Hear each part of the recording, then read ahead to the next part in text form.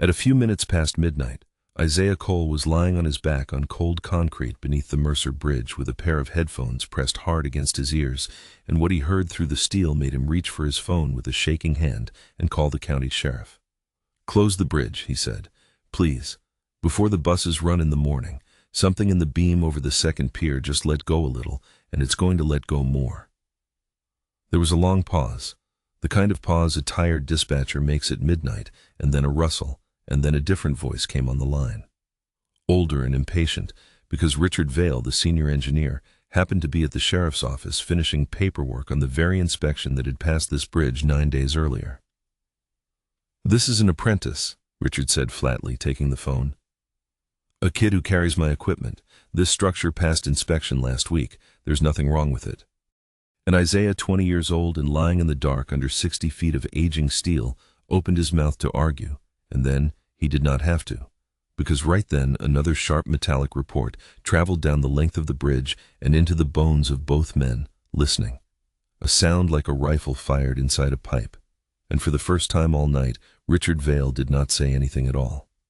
To understand why a 20-year-old was under a bridge at midnight listening to it, the way a doctor listens to a chest, you have to understand where he learned to listen, and that means you have to understand Moses. Moses Cole was Isaiah's grandfather, and for most of Isaiah's childhood, he was the whole world.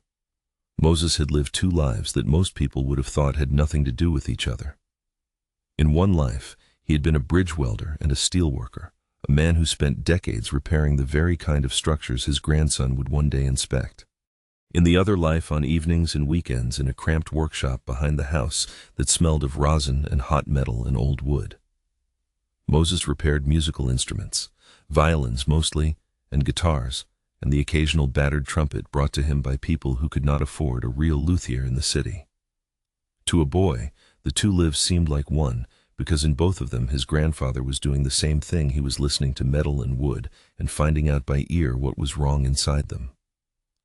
"Everything that's under tension has a voice," Moses told him once when Isaiah was maybe 9, holding up a tuning fork and striking it against the workbench so it hummed a pure, clean note.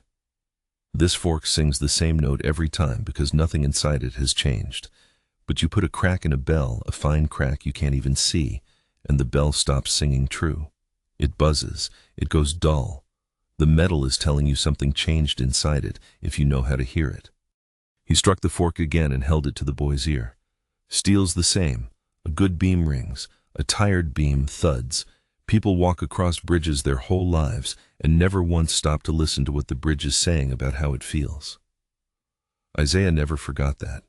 He grew up learning to feel a violin's soundpost through his fingertips, to hear when a guitar's neck had a hairline crack from the change in the way it rang to tap a piece of steel, and know from the note whether it was sound.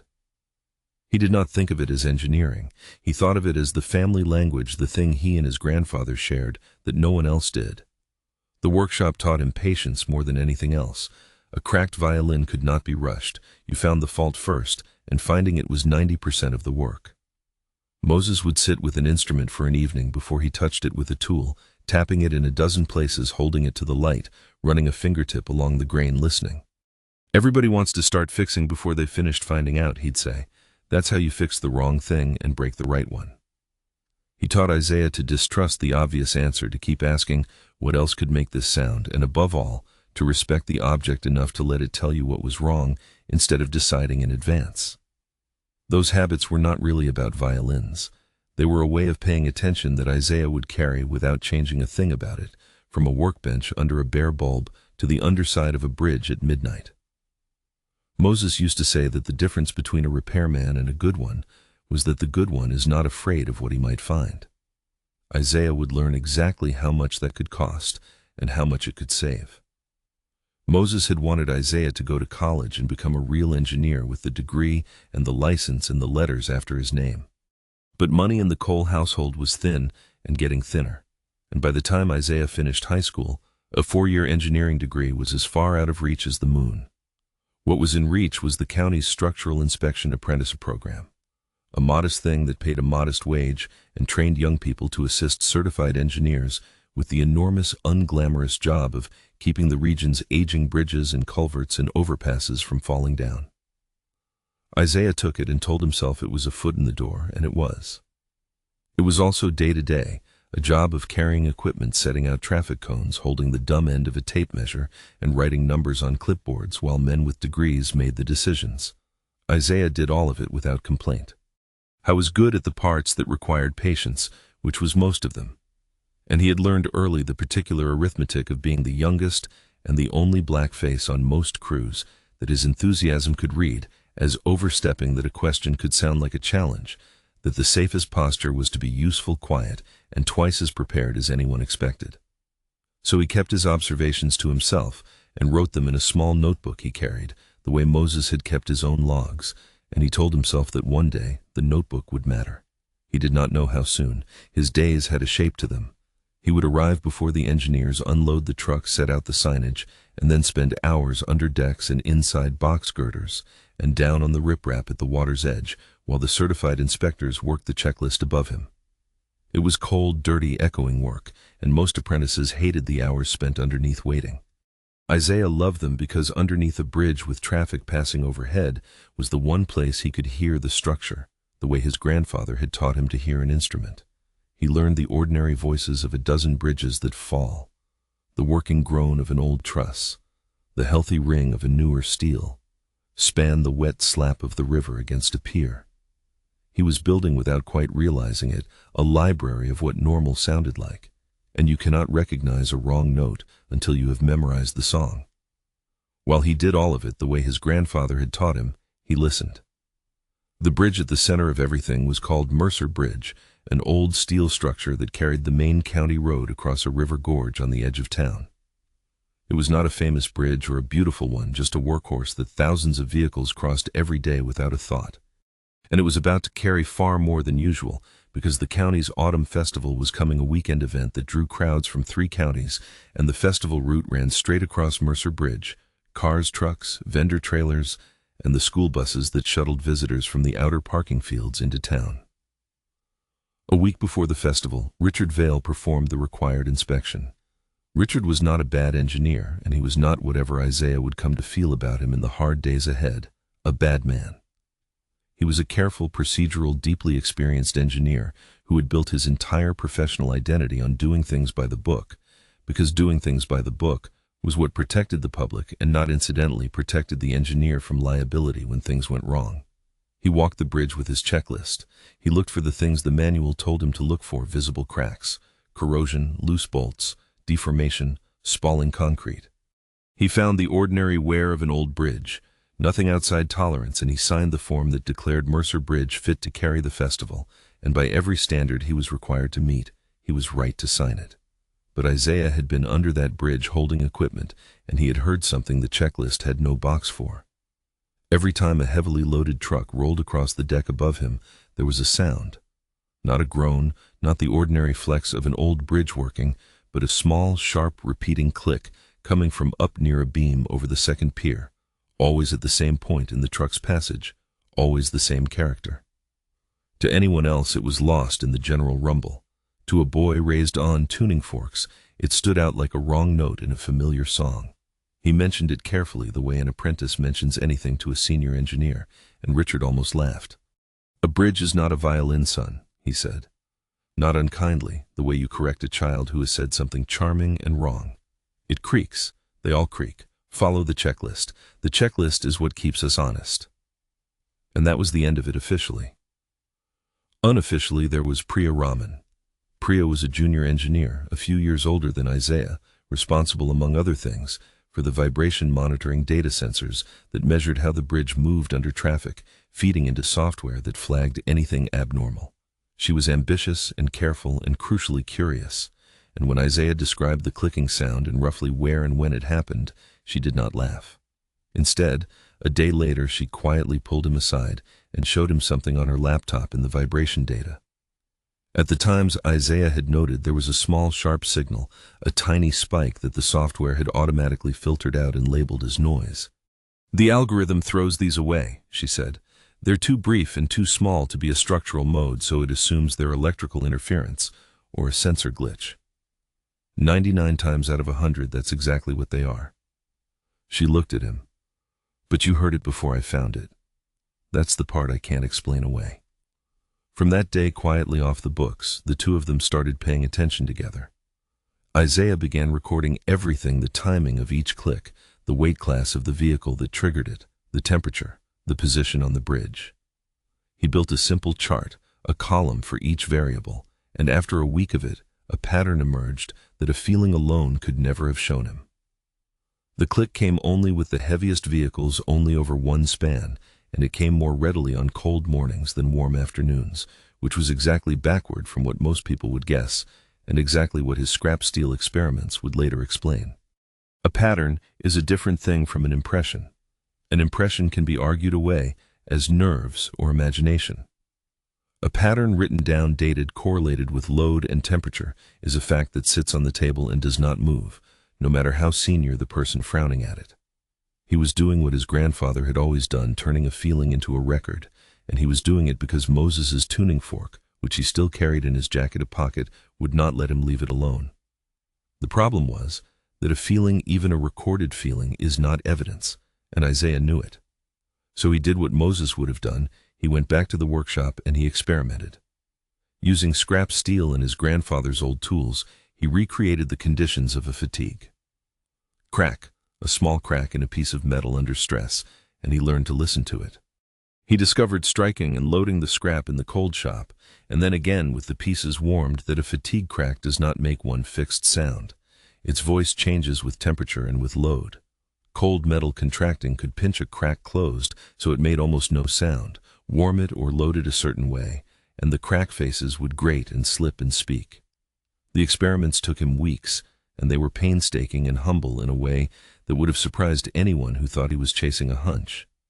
He clamped pieces of scrap beam in his grandfather's old bench vise and stressed them until they began to crack, and then he tapped them, loaded them, chilled them with ice, and warmed them with a heat gun, and recorded the sounds on a cheap digital recorder, playing them back over and over until he could tell the varieties apart. He learned that a tight crack under compression was almost mute, that the same crack pulled open would grind and tick, that temperature changed everything, because metal expands and contracts, and a crack that gaped in the warmth could close in the cold. He compared the recordings against the sound he had captured under Mercer Bridge, matching the character of the click, its pitch, its sharpness, the way it repeated at one point in each vehicle's passage. It was not proof a court would accept, and he knew it. But it turned a feeling into a hypothesis he could test, and it told him where to point the real instruments when the time came. This was the key that unlocked everything. It meant that a crack could be dangerously present and yet nearly silent under the exact mild conditions in which a daytime inspection was performed, and then find its voice on a cold night or under a heavy festival load. The bridge had passed inspection, not because it was sound, but because it had been quiet when Richard listened. Then Isaiah pulled the maintenance records, and the ground shifted under him in a way he had not expected and did not want. 18 years earlier, after a major flood had damaged the bridge, a reinforcement plate had been welded onto one of the beams near the second pier, the exact beam the clicking came from, and the welder of record, the man who had signed the work log for that repair, was Moses Cole, his grandfather, the one man Isaiah had trusted more than any structure or any degree. For a long night, Isaiah sat with that sick to his stomach, because it looked like the thing he was chasing might end with him proving that his own grandfather's work had failed, and that Moses, the man who taught him that metal never lies, had left a lie welded into a bridge that a school bus was about to cross. He thought about quitting the whole investigation right then, and he understood, sitting alone in the workshop with his grandfather's tools hanging on the pegboard, exactly why people look away from hard truths. It was not laziness, it was love. It is a terrible thing to go looking for a fault when the fault might land on someone you loved, and half the reason difficult truths stay buried is that the people closest to them cannot bear where the digging might lead. Isaiah nearly stopped. What kept him going was, of all things, another of Moses's own lessons, the one about not being afraid of what you might find. If his grandfather had lived by that, then honoring him meant living by it too, even if it led somewhere painful. So he kept reading. He almost stopped. It would have been so easy to stop, to decide he had been imagining things, to let the checklist be right and go back to carrying equipment. Instead, he read the rest of the log, every page in his grandfather's blocky hand, and what he found there changed the story again. Moses had done the weld he was ordered to do, and done it well. But in the same log and in a separate report, Isaiah tracked down in the county's dusty files, Moses had written a warning. He had reported that the bridge's drainage was poor, that water was collecting inside the enclosed section of the beam, where it could not drain or dry, and that trapped water, especially the salt water that came up the gorge in storms, would corrode the steel from the inside over the years. He had recommended a proper drainage repair, and the county, weighing the cost, had postponed it. Not once, but repeatedly, year after year, the drainage fix had been deferred as too expensive for a bridge that kept passing its visual inspections. Moses had not failed the bridge. Moses had warned about the bridge in writing 18 years ago and been ignored, and now his grandson was hearing the exact failure his grandfather had predicted, corroding outward from the inside of a beam where no visual inspection could see it. When Isaiah brought this to Richard, it went badly. Richard saw a young apprentice with no degree waving his dead grandfather's old paperwork around, and to Richard it looked like exactly the kind of emotional, unscientific reasoning that engineering discipline existed to prevent. "You want there to be a crack because it would make your grandfather right," he said, and the cruel thing was that it was not entirely untrue, and Isaiah knew it was not entirely untrue, which made it harder to bear.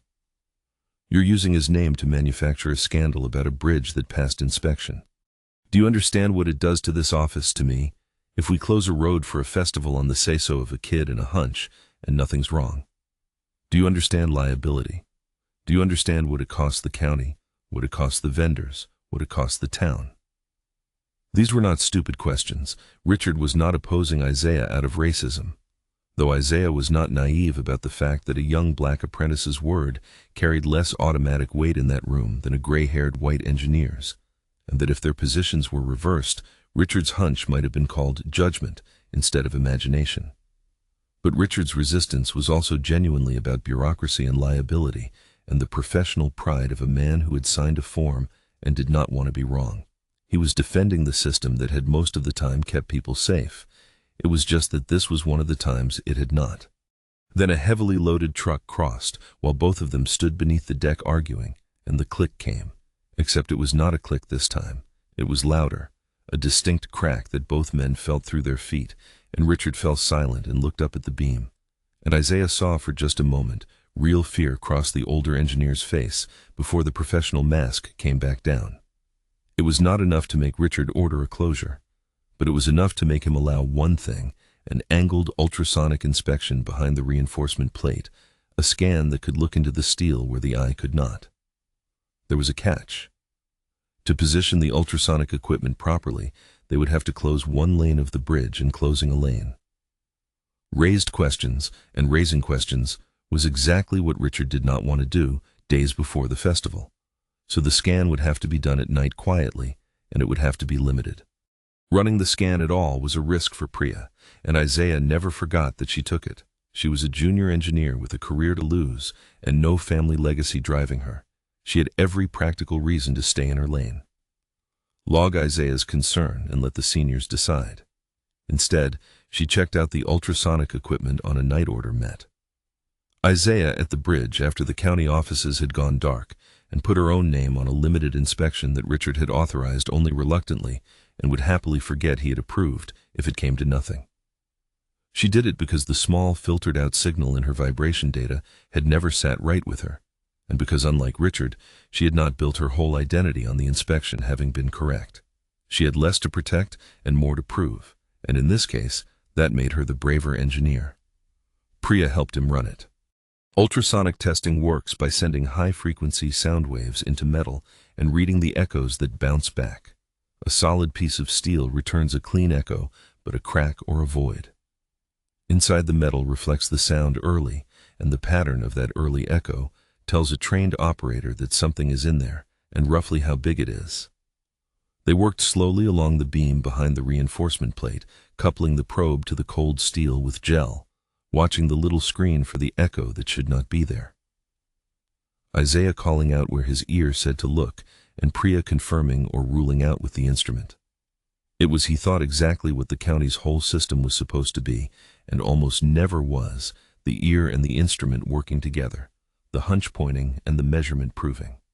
They ran the scan in the cold, small hours behind the reinforcement plate, and they found it a crack reel and confirmed hidden inside the beam, exactly where the corrosion and the sound had pointed.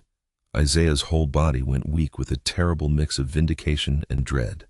But then they measured it, and the measurement was cruel in its own way.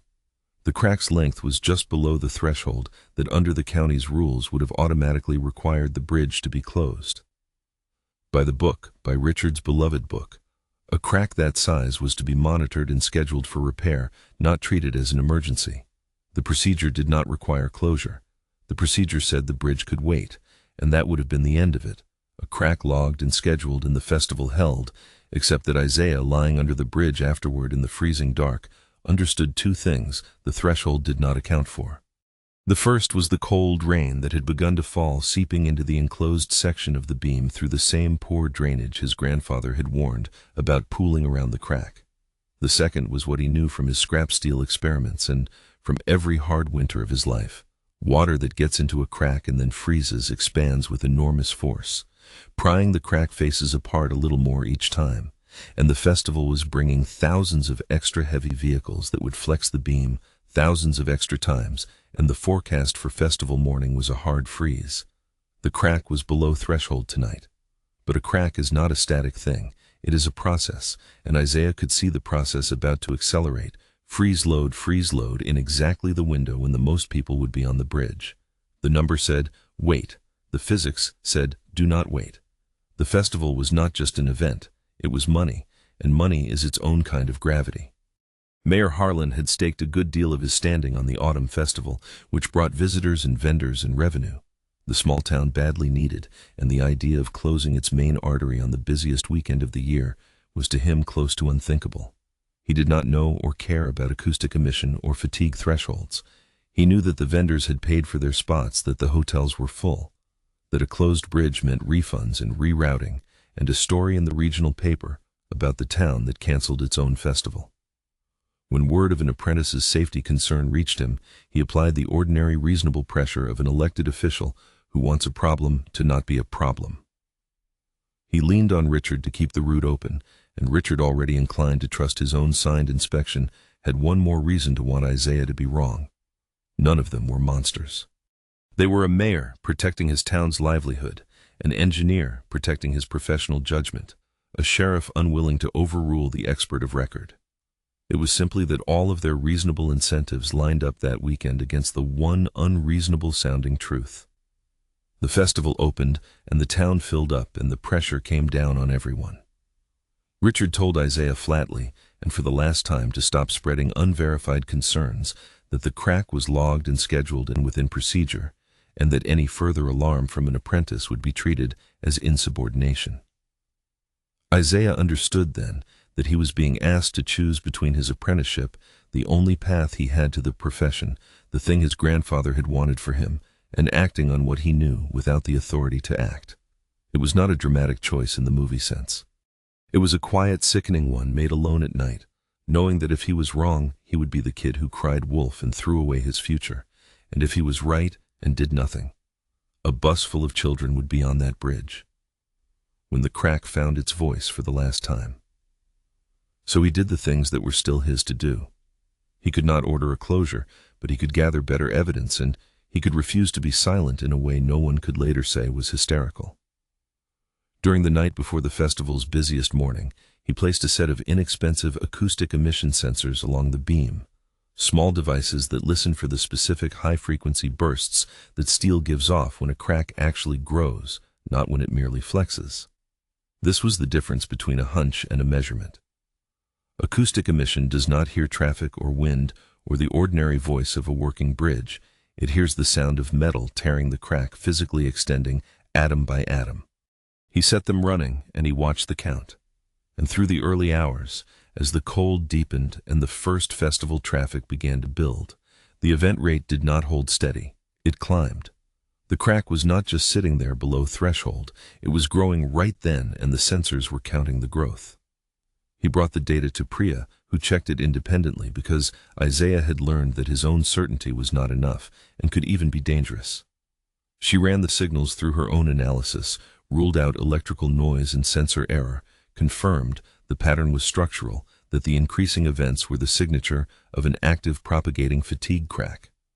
Now it was not one apprentice's ear. It was acoustic emission data, ultrasonic confirmation, corrosion records, an 18-year-old drainage warning, and a second engineer's independent verification, all pointing the same direction. Isaiah took it to Sheriff Daniel Brooks, who had the legal power to close the road. But the sheriff hesitated, and his hesitation was reasonable.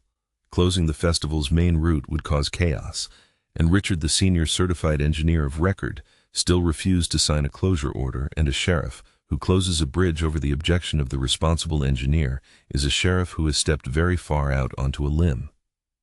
"Get me Vale's signature," Brooks said, "or get me something I can't argue with." And Richard would not sign, and the morning traffic kept building and time was running out. There was one more person Isaiah could not stop thinking about, and it grounded the whole abstract argument in something he could not walk away from. Nora Bell drove one of the festival shuttle buses, and Isaiah knew her a little. She had driven his own school bus years earlier, a steady, kind woman who called every kid by name and waited an extra beat at the stop for the ones who ran late. She was scheduled to cross Mercer Bridge that morning with a load of children being ferried in from the outer lots. When the argument in his head got too theoretical, when the thresholds and the liability and the politics threatened to talk him out of what he knew, Isaiah pictured Nora's bus out on that sagging span, and the picture cut through everything. The crack was a number below a threshold. Nora and the children were not a number.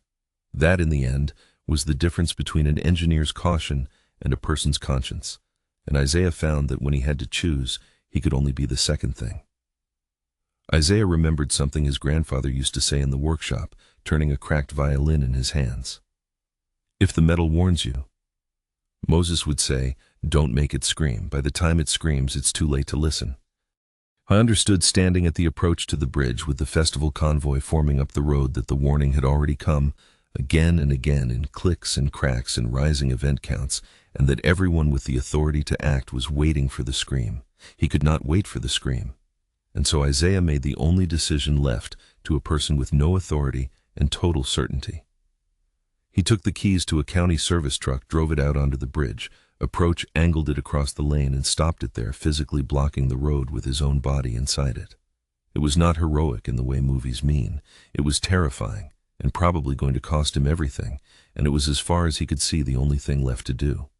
And as he sat there with his hands shaking on the wheel, he saw coming up the road toward him at the head of the festival convoy a school bus driven by Nora Bell, full of children, being shuttled in from the outer parking fields, and behind the bus, a long line of loaded vehicles waiting to cross.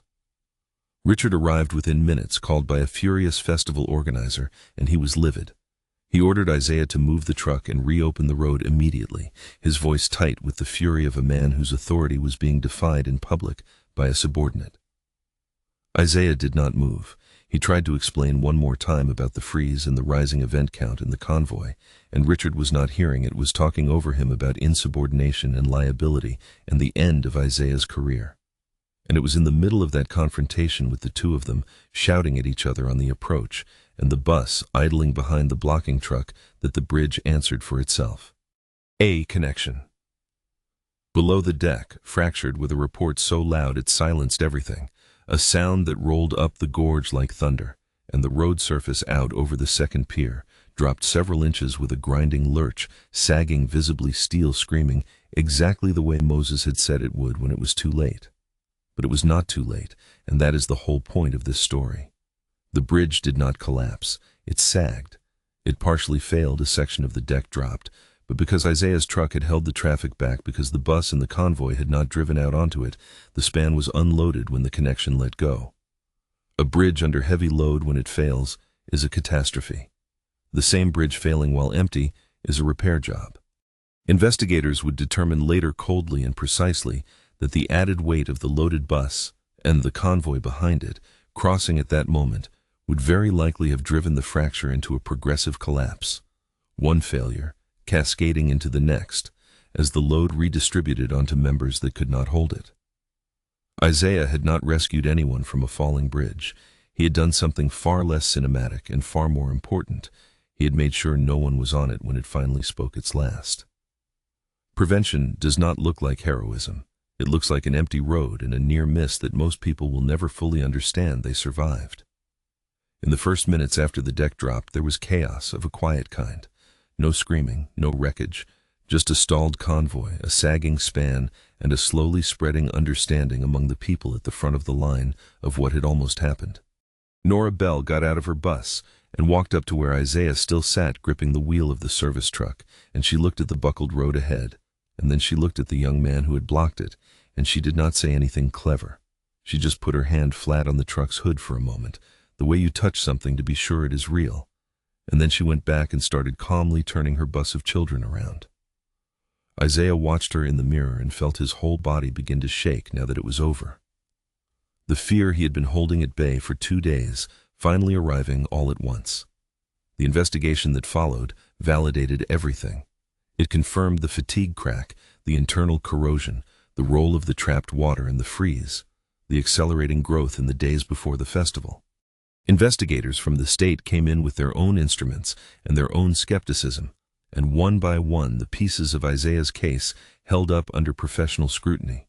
The ultrasonic scan, the acoustic emission logs, the recorded clicks, the corrosion pattern inside the beam, exactly where poor drainage had let water sit. They interviewed Isaiah for hours, and he answered plainly, giving credit to Priya and to Moses, and taking care never to claim more than the evidence supported, because his grandfather's habit of not overstating had become his own. And it did something Isaiah had not dared hope for. It validated Moses. The investigators pulled the same 18-year-old drainage warning Isaiah had found in Moses Cole's own hand and entered it into the official record as the moment the county had first been told and had chosen not to listen. Richard Vale, to his genuine credit, did not hide behind procedure when the findings came in. In the review meeting, he said plainly, and for the record, that the bridge had passed every required inspection and had still been dangerous, and that this meant procedural compliance was not the same thing as engineering judgment, that the checklist had told him the truth. It was designed to tell which was not the whole truth, and that a young man listening under the bridge had heard the part the checklist could not. It cost Richard something to say that, and Isaiah respected him more for it than he would have for any apology. The two of them were never close exactly, but something shifted between them afterward. Richard began grudgingly at first, and then in earnest, to ask Isaiah what he heard when they were out on a structure together, and Isaiah began to understand why Richard had clung so hard to procedure that the older man had seen over a long career. What happened when engineers trusted their gut and their gut was wrong, and that the checklist was not cowardice, but a kind of hard-won humility. They had each been protecting something real. The lesson was not that judgment beats procedure, or that procedure beats judgment. It was that a bridge needs both, and that the tragedy is when rank decides in advance whose contribution counts. The county did not throw out its procedures, which would have been foolish, and it did not turn everything over to a boy with good ears, which would have been just as foolish. It did something wiser. It adopted acoustic monitoring for its aging bridges, permanent sensors, listening for the sound of cracks growing while keeping human engineers central to every decision, instruments to extend the ear, not replace the judgment. Isaiah was offered and accepted a sponsored engineering scholarship, the 4-year degree his grandfather had wanted for him, with the arrangement that he would keep doing fieldwork while he studied, because everyone now understood that the fieldwork was where he had learned the thing the classroom could not teach. And when they rebuilt and reopened the bridge, the county fixed the drainage at last and mounted a new plaque, one that named not only the engineers, but the maintenance workers and welders, whose warnings had been left out of the official history for so long. Moses Cole's name was on it alongside the words that his drainage warning had been made in writing 18 years before the failure. Isaiah went to see it the day it went up and read his grandfather's name in the bronze and thought about how close that name had come to meaning the opposite, how if the crack had let go under load, the same records might have been used to say that a welder named Moses Cole had failed, when the truth was that he had done his job, and then told the truth about the part that was not his to fix. History had nearly remembered him wrong, and a grandson listening under a bridge had set it right instead. And then he drove home to the workshop that still smelled of rosin and steel, and he took the old tuning fork out of his jacket and he struck it against the workbench the way Moses had 10,000 times. It hummed pure and steady and true, the same note it had always sung because nothing inside it had changed. Isaiah held it to his ear until the note faded, and then he set it down, and for the first time in a long time, the quiet in the shop felt like peace instead of dread. Here is what stays with me about a night like that one. We build systems, checklists, procedures, inspections, rules, precisely because human judgment is unreliable, and we need something steadier than one person's hunch to keep a bridge standing. And most of the time, those systems are the reason we cross safely without a thought. But a system can only look for the failures it already knows to look for. It has no box on the form for the sound. No one expected the warning that arrived in the wrong handwriting from the wrong rank. 18 years too early. The person who catches what the system misses is very often the person the system ranks lowest, the one with the least authority and the most attention, the one still listening, because no one has yet trained them to stop. The hard part is not hearing the warning. The hard part is being believed. And sometimes the bravest thing a person can do is trust what they heard and stand in the road before the metal has to scream. So let me ask you something, and I'd love to read your answer below. Have you ever noticed something was wrong at work, in your family, in your own body, long before anyone with authority would take it seriously? And what did it take for you to keep insisting until someone finally listened? If this story meant something to you, please take a moment to subscribe, because every week we bring you another story about ordinary people who paid attention when it mattered most, and I'd be glad to have you here for the next one.